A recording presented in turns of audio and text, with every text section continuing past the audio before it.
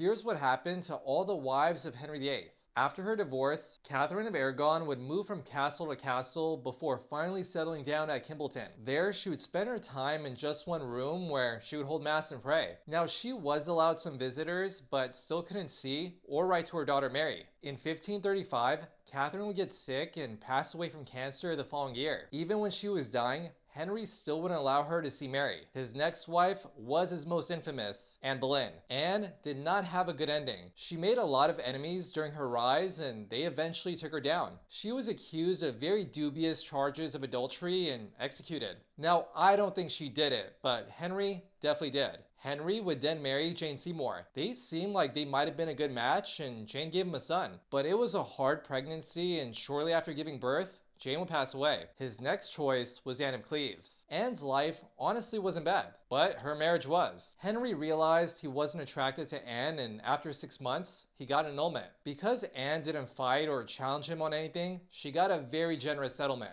making her one of the richest women, if not the richest, in all of England. However, that wouldn't last. Henry was paying for a lot of Anne's household expenses, and when he died, that stopped. His son Edward also forced her to exchange her lands for lesser ones. In 1557, Anne would get cancer and pass away, and though she was given the right to freely remarry, she never did. Henry's next wife was Catherine Howard. Like Anne Boleyn, she was accused of adultery and executed. His last and final wife, Catherine Parr, was with him all the way until the end. After this, she married Thomas Seymour, and the future Queen Elizabeth would live with them. But stories would come out that Thomas was being inappropriate and she had to leave. Things were going smooth for Catherine for a little bit, and finally, after being married 4 times, she was pregnant. Sadly, she passed away during childbirth.